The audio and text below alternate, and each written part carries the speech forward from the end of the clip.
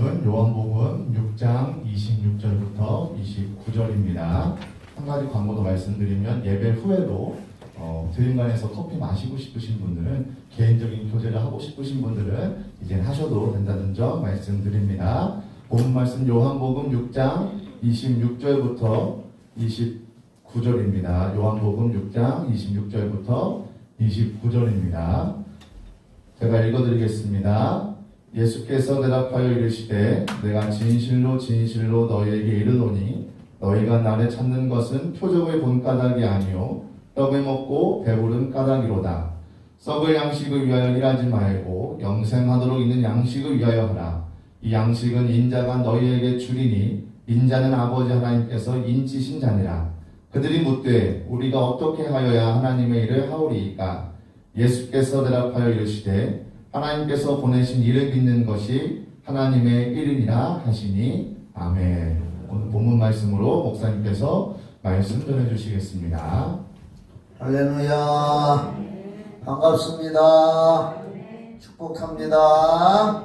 오늘도 우리 본당과 더드림과 또 유튜브로 들어오셔서 예배드리는 모든 분들 위해 하나님의 은혜와 축복이 넘치기를 주님의 이름으로 기도합니다.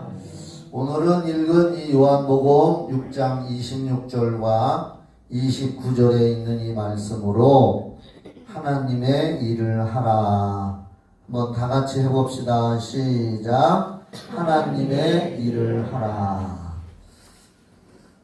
오늘 본문의 말씀의 배경은 요한복음 6장을 전체를 이렇게 배경으로 하고 있습니다.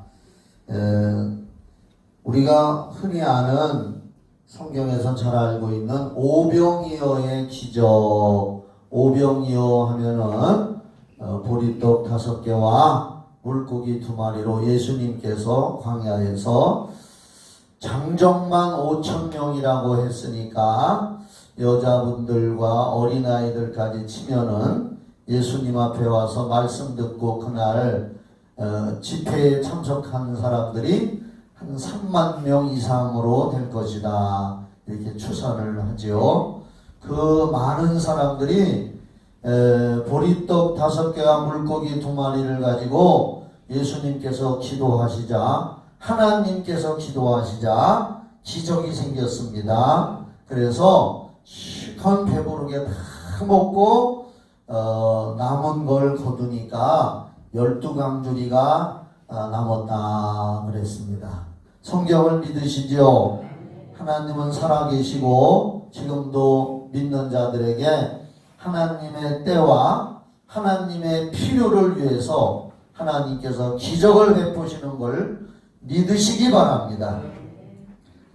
아무 때나 기적을 베푸는 것이 아니라 하나님의 영광과 하나님을 증거하기 위한 일이라면 하나님께서는 그때그때에 그분의 살아계심을 표적과 기사로 나타내셨고 지금도 그러하는 줄을 믿습니다.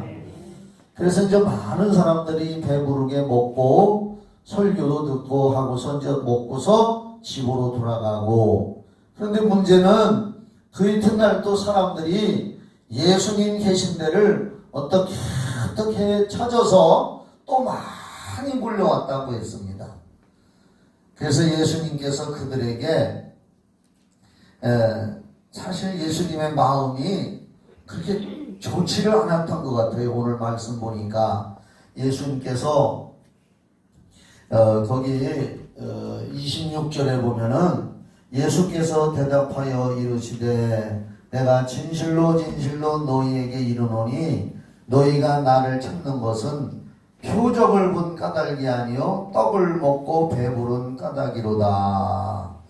또 찾아온 사람들에게 어제 표적을 봤으면 내가 하나님이라는 사실, 그리고 예수님을 믿는 믿음을 가져야 되는 것이 예수님이 바라는 목적이었는데, 그것은 그들이 그 목적을 잃어버리고 오늘 또 가면은 실컷 배부르게 떡과 고기를 먹을 수 있겠구나 하고 그 표적을 보고 예수님을 믿으려고 온 것이 아니라 또 배부르게 먹을 수가 있겠구나 하고 찾아온 그들에게 예수님께서는 어찌 보면 실망도 하시고 탄식도 하시는 그런 말씀으로 나를 찾은 것은 표적을 본 까닭이 아니요 떡을 먹고 배부른 까닭이로다. 이렇게 이제 26절에서 예수님께서 탄식을 하신 거지요, 이 말씀이. 그리고 27절에서 이런 말씀하셨어요. 썩을 양식을 위하여 일하지 말고 영생하도록 있는 양식을 위하여 하라. 이 양식은 인자가 너희에게 주리니 인자는 아버지 하나님께서 인치신 자니라. 예수님께서 이제 이 오병이어의 기적을 행하시고 계속해서 이 말씀을 읽어보면은 내 살을 먹어라, 내 피를 마셔라 이렇게 하셨잖아요. 사람들이 다 떡 얻어 먹으러 또 왔던 사람들에게 예수님이 내 살을 먹어라, 내 피를 마셔라 이런 말씀하시니까 사람들이 이상하네. 어떻게 사람의 살을 먹고 피를 마시나. 영적으로 말씀하신 건데 그걸 이해 못하고 다 물러갔습니다. 그래서 예수님이 이 요한복음 이제 마지막 부분에 63절에서 예수님이 제자들을 보고 너희들도 가려느냐, 저 사람들처럼 너희들도 가려느냐 하니까 베드로가 대답하기를 영생의 말씀이 계신데 우리가 네게로 가오리이까. 오늘 여러분들도 정말 오늘 우리가 예배드리러 왔습니다. 하나님을 만나러 왔습니다.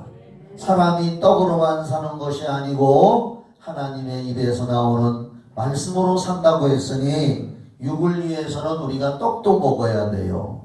또 그런데 우리 영혼의 성장과 믿음의 성장과 하나님의 뜻을 깨닫고 그분을 위해서 일을 하기 위해서는 하나님의 말씀을 깨닫고 먹어야 되는 줄 믿으시기 바랍니다. 오늘 여기 떡을 먹으러 온 사람들을 향해서 예수님이 썩는 육신의 일만 위하여 일하지 말고 영생하도록 있는 양식을 위해서 일을 하거라 이렇게 말씀을 하셨어요.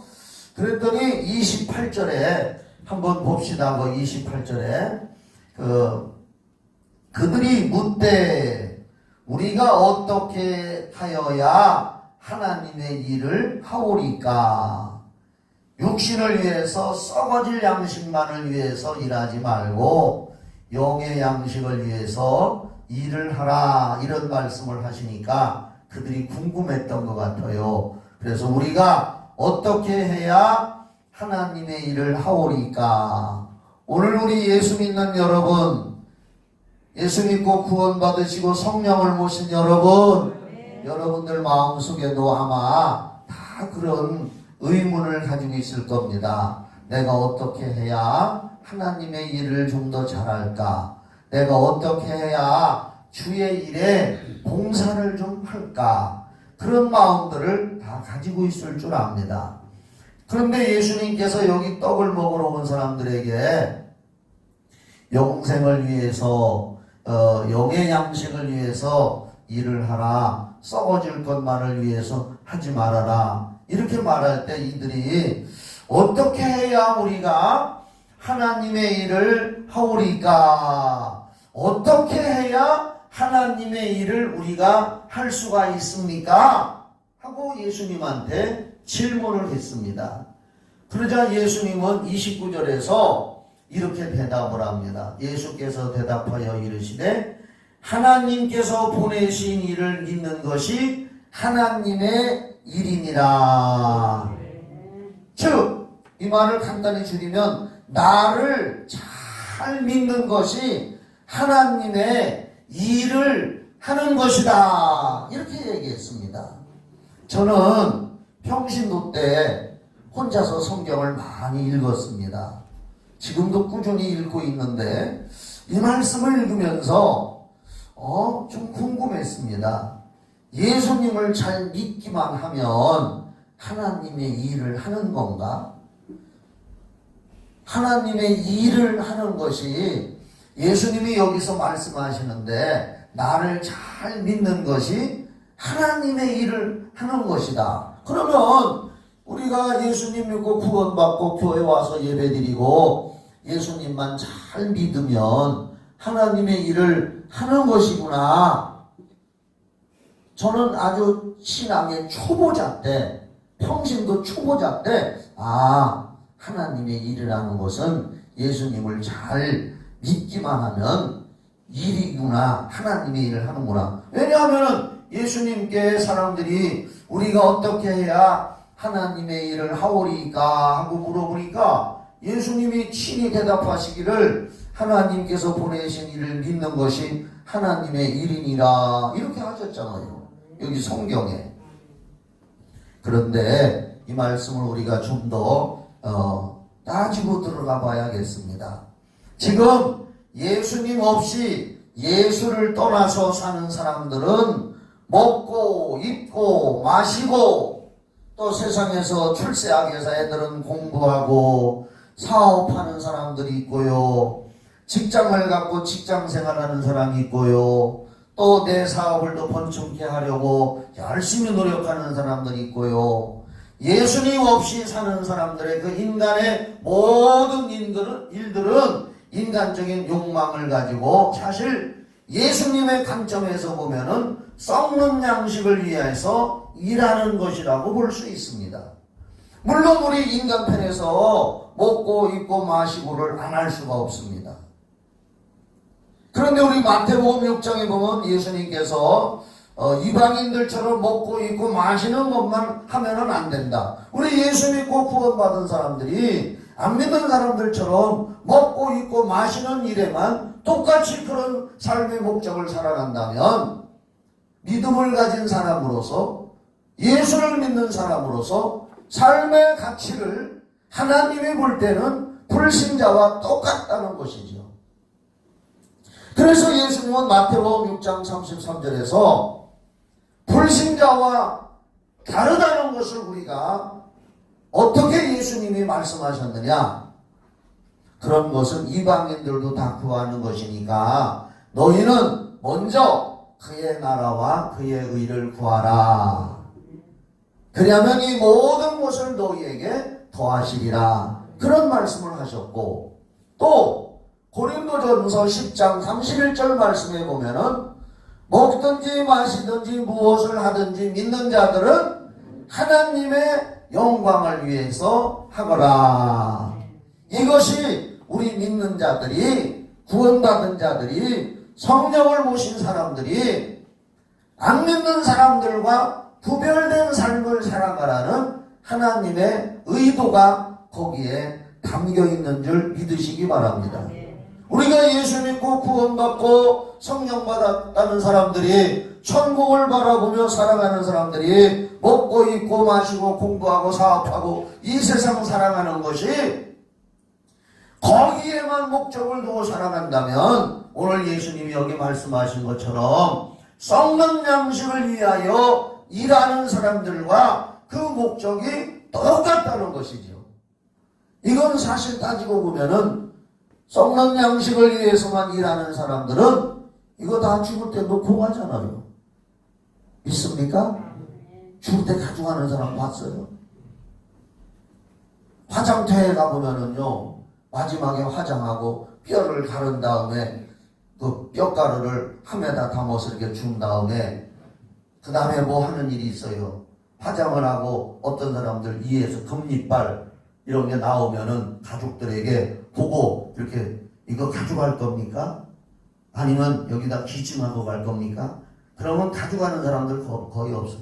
다 그냥 기증하고 갈 겁니다.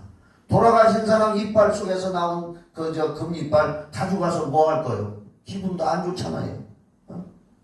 그것마저도 다 세상에다 놓고 가더라고. 나도 있어. 여기 몇 개나 있어. 그래서 디모데전서 6장 7절 말씀에 보면은 너희가 이 세상에 올 때에 아무것도 가지고 온 것이 없으니 빈손으로 왔으니 빈손으로 간다. 디모데전서 6장 7절에 사실 공술의 공수거라는 말이 있는데 그 성경에 나오는 말이에요. 디모데전서 6장 7절에 너희가 올 때 아무것도 가지고 온 것이 없으니 다 빈손으로 간다. 공술의 공수거라는 말이 성경적인 말인 줄 믿으시기 바랍니다. 그래서 예수님께서 오늘 본문에 이제는 영생하도록 있는 양식, 즉 우리의 삶이, 예수 믿는 사람들의 삶의 목적이 영생하도록 위하여 있는 양식을 위해서 하라고 말씀하신 겁니다. 그러니까 사람들이 이것도 궁금해가지고 우리가 어떻게 해야 하나님의 일을 합니까? 하니까 예수님이 하나님의 보내신 자 나를 믿는 것이 하나님의 일이다 이렇게 말씀했습니다. 근데 오늘 여러분 어떻게 해야 내가 하나님의 일을 하지? 좀 더 봉사를 잘하지? 그런데 오늘 여기 성경이나 목사님 설교에 예수만 잘 믿는 것도 하나님의 일이라고 했네? 아유 안심이다. 나도 봉사도 하고 싶고 이제 코로나도 슬슬 물러가고 있는데 다시 열심히 일도 하고 싶은데 예수만 잘 믿으면 하나님의 일을 하는 거라고 예수님도 말씀했고 오늘 성경 본문에 써 있는데 아이고 그럼 됐네. 다른 일 하는 거 부담 갖지 않고 그냥 예수만 잘 믿어도 되겠네. 왜 성경에 써 있는데 뭐. 그런데 그래서 이 말씀을 좀 풀어서 제가 설명을 좀 드리려고 합니다. 예수를 믿는다는 것은 여러분 우리가 예수를 믿었다. 여러분들 예수 믿으시지요? 우리가 예수를 믿습니다. 나는 믿는 사람입니다. 라고 스스로도 말을 하고 어디 가서라도 나는 예수 믿는 사람입니다. 라고 말하는 것은 뭐냐?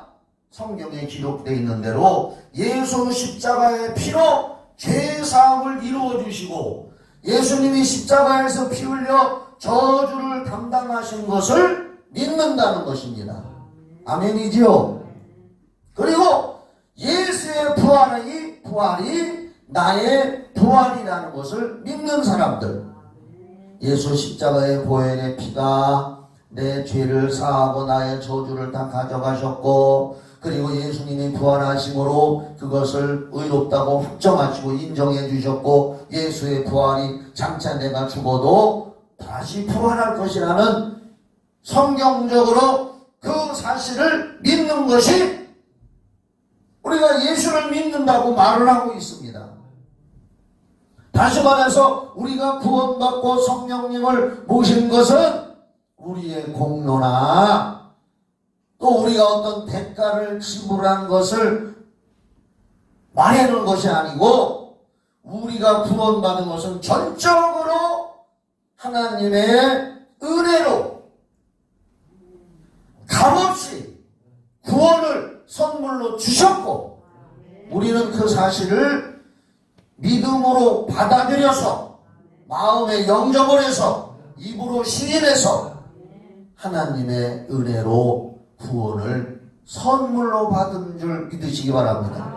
그래서 에베소서 2장 8절에서도 전적으로 우리는 은혜로 구원을 받은 것입니다. 우리가 어떤 대가를 지불하고 돈을 지불하고 내 노력을 하고 수양을 해서 한 것이 아니라 로마서 4장에서도 일한 것이 없이 하나님으로부터 구원을 받은 사람들의 행복에 대해서 성경은 말하고 있다고 그랬습니다. 우리가 일을 했다고 해서 받은 것이 아닙니다. 구원은 전적으로 하나님의 예수 십자가의 보혈을 통해서 십자가의 희생을 통해서 다 이루어 놓은 것을 우리가 믿음으로 성경 말씀을 통해서 알고 믿음으로 내가 마음에 받아들여서 내가 받아들인 순간 성령의 역사로 물과 성령으로 거듭나서 거저받은 줄 믿으시기 바랍니다. 이건 세월이 가고 누가 뭐래도 철저히 기독교의 본질이요, 기독교의 구원관이요, 믿음인 줄 믿으시기 바랍니다. 이걸 변경해서 말하면 이단이 되는 거고 잘못된 구원론을 가르치는 겁니다. 그런데 여러분, 우리가 이렇게 구원이 우리가 한 일 없이 거저 받았고 값없이 받았지만, 우리 한번 하나님 편에서 입장 바꿔놓고 생각을 해봅시다. 하나님 편에서 볼 때는 엄청난 대가가 지불된 것인 줄 믿으시기 바랍니다. 하나님 편에서 볼 때는 엄청난 희생의 대가를 지불하신 것입니다. 우리는 거저 받았지만은 하나님 편에서는 엄청난 희생과 대가를 지불한 겁니다. 하나님의 아들 독생자 예수를 죽는데 내어주셔서 그 아들을 죽임으로 말미암아서, 그 희생을 지불함으로 말미암아서 하나님 편에서는 엄청난 대가를 지불한 겁니다. 그 희생을 우리가 몰라서는 안 됩니다. 저는 이런 얘기를 할 때 어떤 걸 비유로 좀 들으면 좋을까 생각을 할 때가 있습니다. 왜 우리가 그 체육, 올림픽이나 이런 거 할 때 보면은 물속에서 하는 수영 중에 예쁜 아가씨들, 쭉쭉 뻗은 아가씨들이 그냥 그 물속에서 단체로 싱크로나이즈드라나? 싱크로나이즈드? 내 발음이 좀 이상하더라도 이해하세요? 싱크로나이즈드. 그 물속에서는 아무것도 안 보이지만 그 위에서 막 무용을 하고 막 하는 걸 볼 때 겉에 있는 거 보면 굉장히 아름다워 보이지만 그들은 물속에서 지금 다리를 엄청나게 움직이는 거요. 안 가라앉으려고. 가만히 있으면 쑥 가라앉거든. 아시죠? 물속에서 발을 정신없이 그냥 막 흔드는 거요. 물갈치처럼. 그래야 몸이 뜨거든. 그러니까 위에서 이쁜 동작을 할 수가 있는 거예요. 그 물속에서의 말할 수 없는 희생의 수고의 대가로 물 위에서 아름다운 모습을 하는 겁니다. 우리가 아름다운 구원을 거저받은 것 같지만 하나님 아버지는 예수 그리스도를 죽는 데까지 내어주면서 엄청난 희생의 대가를 지불한 것입니다. 이걸 속량이라고 하는 거예요. 이렇게 설교를 해도 이해가 잘 안 갑니다. 저도 그래요. 그래서 제가 이 설교 말씀을 준비하다가 이것을, 그 하나님의 희생의 대가를 뼈저리게 느껴본 사람이 성경에 누가 없을까 생각해낸 사람이 아브라함입니다. 창세기 22장에 보니까 아브라함이 100살 때 낳은 이삭, 100살 때 낳은 아들 이삭, 그래서 눈에 넣어도 안 아프다고 할 정도로 귀한 아들 이삭이 한 17살 정도 이렇게 청소년이 됐을 때 하나님이 그 아들을 모리아산, 3일길 되는 모리아산 꼭대기로 데리고 가서 번제 제물을, 그 나무를 벌려놓고 아들을 묶어서 거기다 놓고 목을 쳐서 그 아들을 나한테 희생의 제물로 짐승처럼 바쳐라 말씀했습니다. 아시죠? 창세기 22장에. 그 말을 들은 아브라함은 순종을 해서 그 아들의 등에다가 번제에 쓸 나무, 불 피울 나무를 아들의 등에다 짊어지우고 자기는 횃불을 들고, 그리고 3일길을 걸어갑니다. 모리아산까지 3일길을 걸어갑니다. 그 아들을 목을 쳐서 피를 받아서 몸을 태워서 번제물로 드리려고 아브라함이 아들을, 그 100살 때 낳은 아들, 눈에 넣어도 안 아픈 아들을 데리고 하나님 말씀에 순종해서 3일길을 걸어갈 때 그 아버지의 심정이 어땠을까? 예? 이걸 죽이러 가는데 말도 못하고 3일길을 걸어가는데 할까 말까? 이게 정말 옳은 길일까? 하나님이 혹시 잘못 말씀하신 거 아닌가? 내가 잘못 들은 것이 아닌가? 그때 그 아브라함의 심정이 어떻겠습니까? 다 들어갈 거 아닙니까? 그 자식을 100살 때 낳은 독자 이삭을 죽이러 갈 때에 3일 길을 걸어가면서 수없이 마음에 이건 아니지 않을까? 잘못 듣지 않았을까? 음성 잘못 듣지 않았을까? 이 자식을 죽여야 되는데 얼마나 마음이 다 들어갔겠습니까?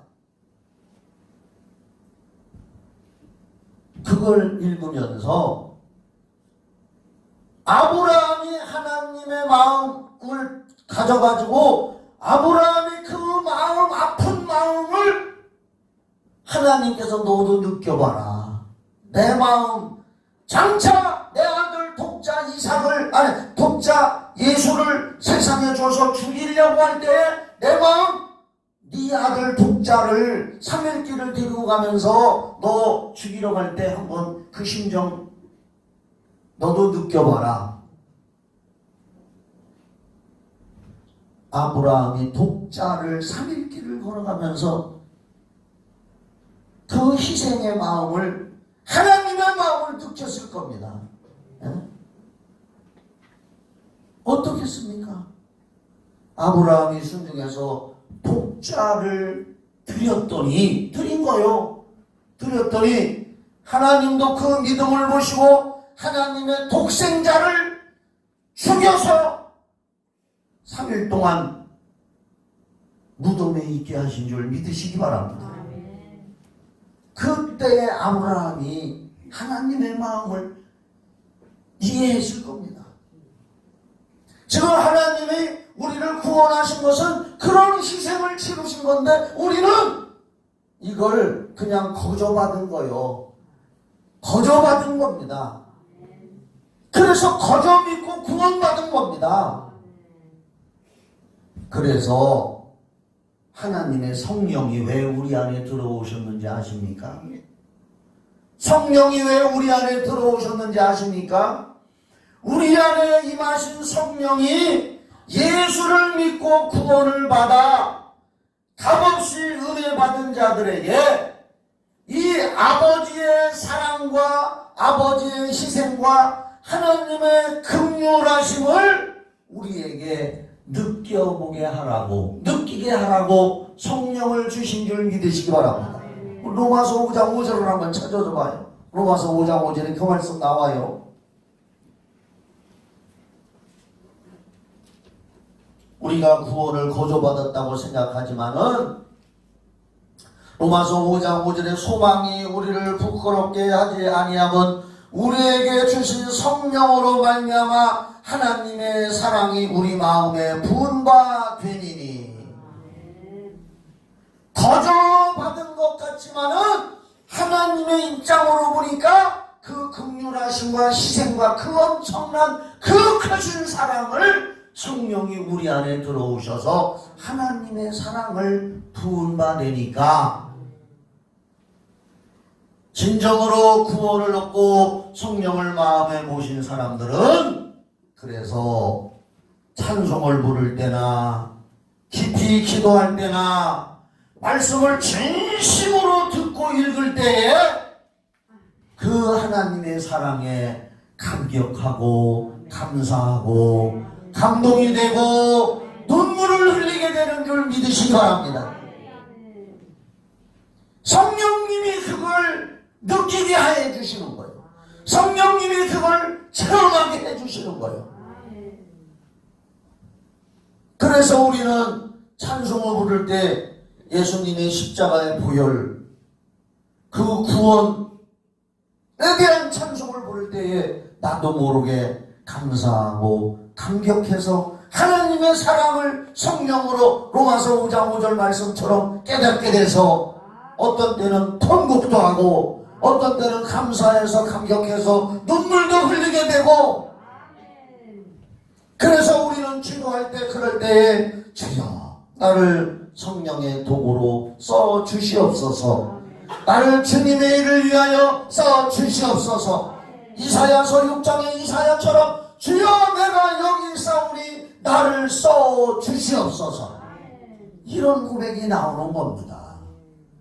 그렇기 때문에 나를 믿는 자는 나의 일을 하라고 할 때에 우리가 어떻게 하나님의 일을 하오리까 하니까 예수님이 하나님의 보내신 자를 믿는 것이 하나님의 일이다 하는 그 믿는 것이 하나님의 일이다라는 속에는 이런 엄청난 비밀이 담겨 있는 걸 믿으시기 바랍니다.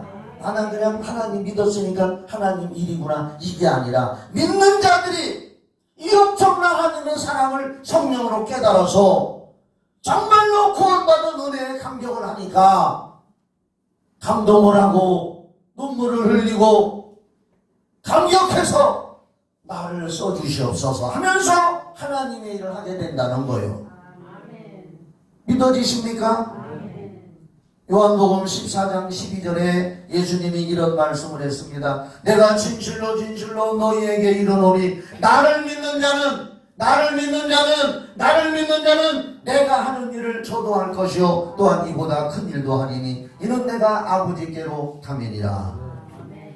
나를 믿는 자는 성령이 임할 것이니까 내가 아버지께로 가미니 성령이 임해서 내가 하는 일을 너희들도 스스로 하게 된다는 겁니다. 그냥 예수를 믿기만 하면 된다는 것으로 이 말씀을 받아들여서는 안 된다는 거예요.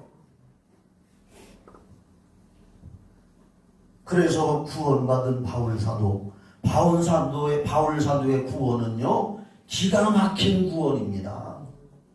바울이 어떤 사람입니까? 예수 믿는 사람 핍박하고 예수 믿는 사람 잡아다가 옥에 가두기도 하고 죽이는데 앞장서기도 해서 스데반 집사를 돌로 쳐서 사람들이 죽일 때 전도하던 스데반 집사를 돌로 쳐서 죽일 때 그 옆에서 자기 옷을 벗어서 증거를 삼고 죽여도 좋다고 하고 그것도 부족해서 대제사장들한테 공문을 받아가지고 이웃나라 다메섹 지금의 시리아 다마스커스 성경에는 다메섹이라고 나오는데 지금의 지명으로는 다마스커스 지금의 시리아 그 수도에까지 가서 외국 나라에까지 가서 예수 믿는 사람 잡아다가 옥에 가두고 죽이는데 앞장서려고 다메섹 도상에 가다가 거기서 하늘에서 신기한 체험을 하고 표적과 기사를 보고 큰 빛을 보고 말에서 떨어져 꼬꾸라졌을 때에 하늘에서 음성이 들려서 사울아 사울아 네가 왜 나를 핍박하느냐? 엎드려져서 눈이 멀어서 달달 봉사가 돼서 누구십니까? 나는 네가 핍박하는 예수다. 예수님에 대해서 알지도 못하고 예수 믿는 사람은 이단 취급하고 죽이러 가려고 앞장섰는데 예수 믿는 사람들을 핍박하고 그렇게 했는데 들려오는 음성이 네가 왜 나를 핍박했느냐? 누구십니까? 나는 네가 핍박하는 예수니라. 거기서 예수 믿는 사람들을 핍박했던 것이 예수를 핍박했던 거구나. 그렇다면 바꿔서 예수 믿는 사람을 사랑하고 예수 믿는 사람을 대접하고 예수 믿으라고 하는 것이 하나님의 일이고 거기서 사울은 깨닫고 회개하고 꼬꾸라져서 그 순간에 구원을 받게 되고 예수님이 구세주라는 것을 인정하고 변화가 되고 나중에는 그가 성령 충만해서 항상 전도하러 다닐 때 우리가 성경 읽어보면 바울의 고백이 얼마나 나옵니까? 배고픈 것도 경험하고 수없이 춥기도 하고 매도 많이 맞고 강도의 위협에 강물의 위협에 수많은 고통을 당하면서도 그가 복음을 전하고 전도를 할 때 갈라디아서 6장 14절에서도 그 뭐라고 고백합니까? 나는 십자가 외에는 결코 자랑할 것이 없다. 그가 왜 자랑할 게 없어요? 그때 당시에 최고 학벌 나온 사람이요. 율법으로 따지면 바리새인 중에서도 바리새인이요. 최고 학벌을 나온 사람이요.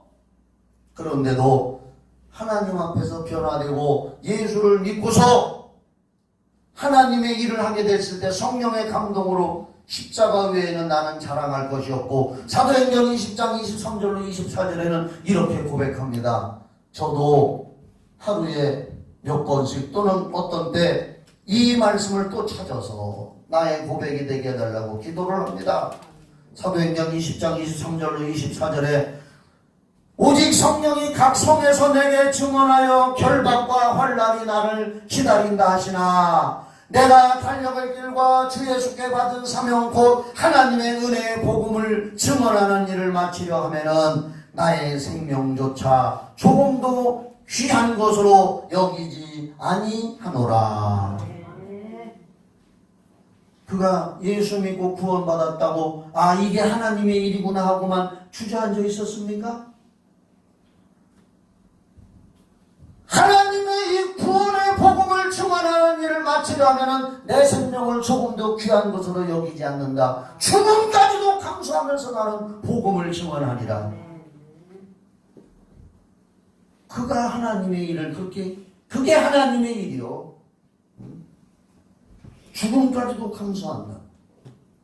그런데 오늘날 우리는 전도 좀 하려고 생각하면은 아이고 창피야, 수치스러워, 부끄러워, 두려워. 아직까지는 우리 한국 사회에서 전도한다고 때려 죽이는 사람은 없어요. 돌팔맞이라는 사람은 없어요. 그런데도 우리는 괜한 두려움, 수치심 때문에 못해. 빌립보서 1장 29절의 말씀에 이것도 바울 사도의 고백입니다. 그리스도를 위하여 너에게 은혜를 주신 것은 다만 그를 믿을 뿐 아니라 그를 위해서 고난도 받게 하려 하시니라. 예수님이 우리에게 은혜를 주시고 구원 주신 것은 이제 우리가 주의 일을 하게 된 것, 믿고서 그 자리에 있는 것이 하나님의 일이 아니라 그를 위해서 어떻게 우리가 일을 해야 되느냐. 나를 믿는 자는 나의 하는 일을 저도하라. 예수님이 하신 일이 뭡니까? 공생에 전도하는 일이 우선이었어요. 기도하는 일, 불쌍한 사람들 도와주는 일, 귀신 쫓아주고 병 고쳐주는 일, 그게 예수님의 일이고, 이제 우리가 그 예수님의 일이 나의 일이 되게 해야 될 줄 믿으시기 바랍니다. 예수님이 하신 일이 나의 일거리가 되게 해야 되는 거예요. 내 일이, 예수님이 하신 일이 내 일이 되게 하는 거. 요한복음 8장 29절에 놀라운 말씀이 있습니다. 한번 봅시다. 요한복음 8장 29절. 저는 이 말씀을 묵상합니다. 저는요, 성경이 너무 좋아서 성경을 자꾸 묵상합니다. 나를 보내시니가 나와 함께 하시도다. 여러분 주님과 항상 함께 하기를 원하십니까? 나는 항상 그가 기뻐하시는 일을 행함으로 내가 주님이 기뻐하는 일을 할 때마다 나를 혼자 두지 아니하셨느니라. 이게 우리의 믿음이 돼야 되고 이게 우리의 담력이 돼야 돼요. 나를 보내시니가 나와 함께 하시도다. 성령님이 나와 함께 하시도다. 내가 항상 그분이 기뻐하는 일을 행할 때마다 하나님이 나를 인정해 주시고 후원해 주시고 백그라운드가 되어 주시고 나를 혼자 두지 아니하셨느니라. 얼마나 은혜로운 말씀이요. 구원받은 사람, 정말로 성령 충만한 사람은 저런 성경 말씀을 읽을 때마다 바울 사도가 복음을 증거하는 일을 마치려 하면 나의 생명을 조금 더 귀한 것으로 여기지 않는다라고 하는 이런 성경 말씀을 접할 때에 박수를 치면서 그렇구나 나도 그래야지 이게 구원받고 성령 충만하고 담대한 사람들의 특색인 걸 믿으시기 바랍니다. 아우, 이 말씀 읽을 때마다 부담돼. 어떡하지? 이건 구원마저도 다시 돌아봐야 될 수 있습니다. 누가복음 4장 43절로 44절을 읽고 이제 마치겠습니다. 한번 봅시다. 누가복음 4장 43절로 44절.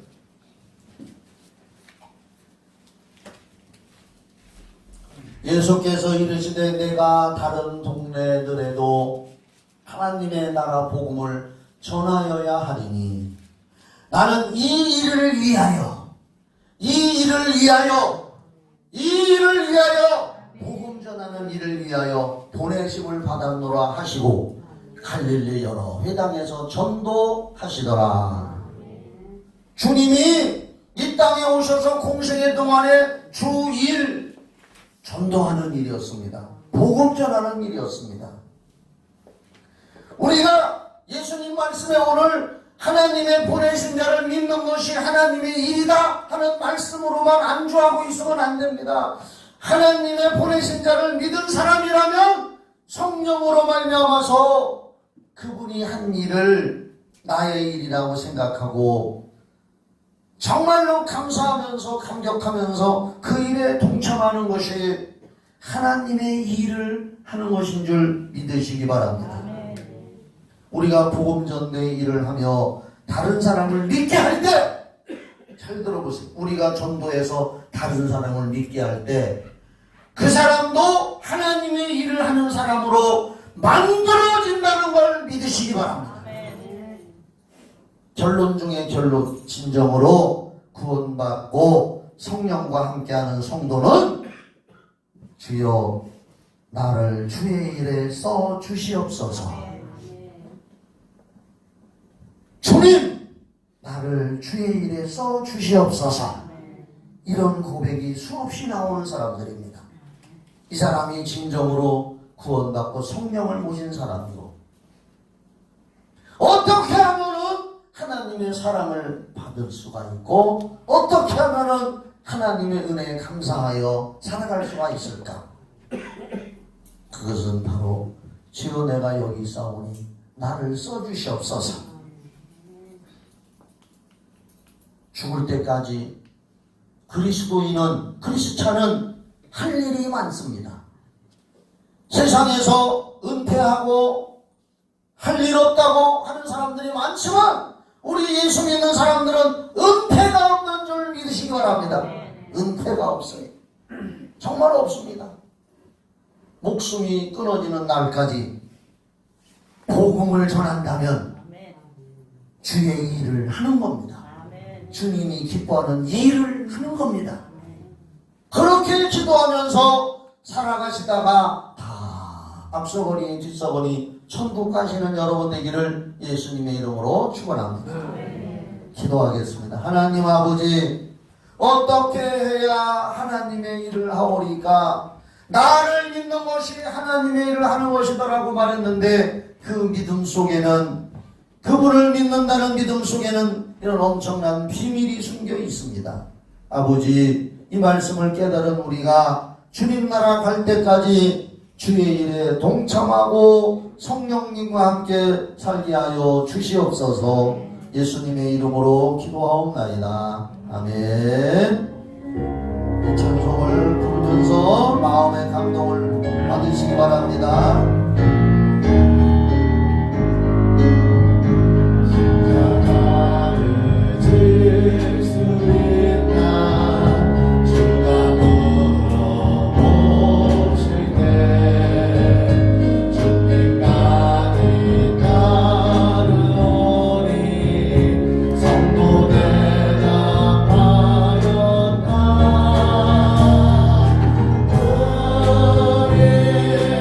신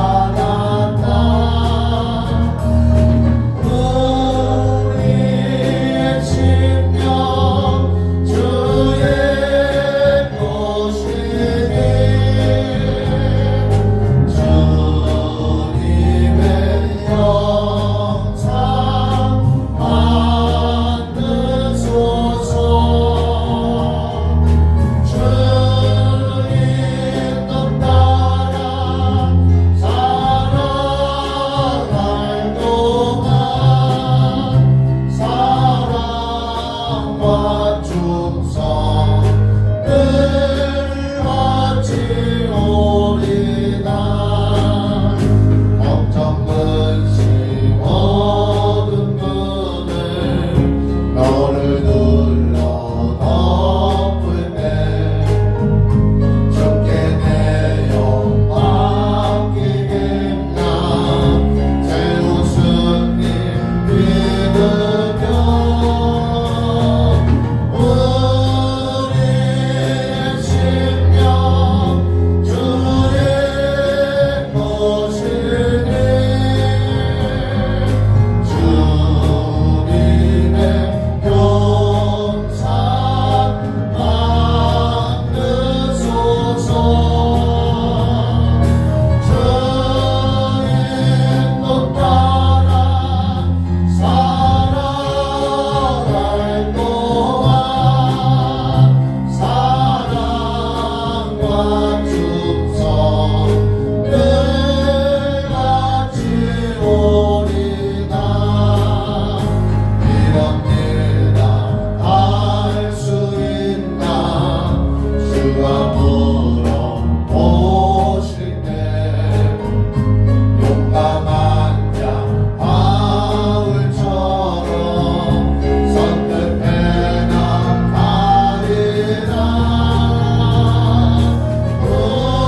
우리의 심령 주의 것이니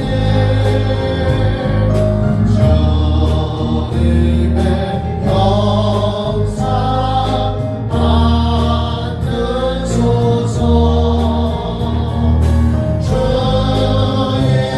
것 따라 살아갈 동안 사랑과 충성 늘 같이 오리다. 간증 좀 하나 하고 축도하겠습니다. 별 간증은 아니고요. 하나님은 그런 분이시다 하는 걸 잠깐 간증할게요. 하나님은 우리가 주님을 기쁘게 하고 하나님을 기쁘게 하는 일을 어떤 방법을 통해서든지 하면은 그걸 보고 계십니다. 그걸 보고 계셔요. 사도행전 10장에도 고넬료가 구제하고 항상 기도하는 것을 하나님이 항상 기억하셨다 그랬습니다.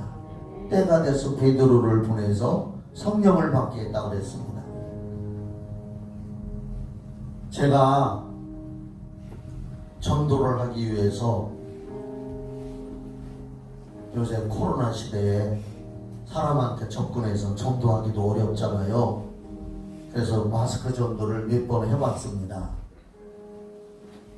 마스크 전도만 하다가 또 내 간증을, 내가 예수 믿게 된 간증을 간단히 사람들에게 소개하는 방법이 어떻게 하면 좋을까. 말로 하면은 길어지니까 철제 입간판을 요거만하게 양쪽으로 이렇게 삼각형으로 이렇게 세워놓는 거 있잖아요. 이쪽 저쪽에 글을 써서 저는 예수 믿고 이렇게 해서 지금 목사가 돼서 이렇게 합니다. 그 글을 써가지고 이렇게 세워놓는 철제를 요 앞에 포스 프린팅이라는 인쇄소에 가서 만들었어요. 상당히 좀 무겁더라고요. 가벼울 줄 알았는데 얼마요? 하고 물어봤더니 10만 원이랴. 그래서 그래요. 그래도 제가 10만 원을 줬어요. 그러면서 기도했습니다. 하나님, 이거 제가 전도하고 싶어서 하는 건데 저는요 가능하면 재정으로 하지 않고 제가 하겠습니다. 제가 전도하는 일이니까. 그래서 10만 원을 지불했습니다. 그리고 집에 왔습니다. 그런데 서울에서 어떤 사람이 전화가 왔어요. 목사님 유튜브 보고 기도받고 싶습니다. 그래요? 그래서 카톡, 페이스톡으로 영상으로 기도를 해주고 귀신을 쫓아줬습니다. 아멘도 안 하네요. 그랬더니 조금 있다가 문자가 왔습니다. 목사님, 제가 감사해서 헌금을 조금 보냈습니다. 그래서 제가 다시 답변해서 그렇게 안 하셔도 되는데 괜찮습니다 하고서 계좌를 봤더니 10만 원이 딱 들어왔어요. 하나님은 내가 하나님을 기쁘게 하는 걸 항상 보고 계시는구나. 높은 데 계시는 분만이 아니라 내가 하는 걸 항상 보고 계시는구나. 그래서 더 크게 하면은 하나님은 더 크게 해주시겠구나. 할렐루야. 그런 분이시더라고요. 어떻게 하면은 하나님을 기쁘게 하고 하나님을 기쁘게 하는 일을 할까? 그렇게 살아간다면 우리에게도 기쁨이 있고요. 하나님은 항상 기억을 해주십니다. 그렇게 살아가는 여러분 되십시다. 네, 축도하겠습니다. 이제는 우리 주 예수 그리스도의 구원하신 은혜와 하나님 아버지의 그 크신 사랑과 성령의 교통하심과 인도하심과 충만하고 신선한 기름 부으심, 예배드린 우리 성도들과 가정 후에 우리 교회 후에 이 청주시와 이 나라의 민족과 전 세계 후에 영원히 함께 있을지어다.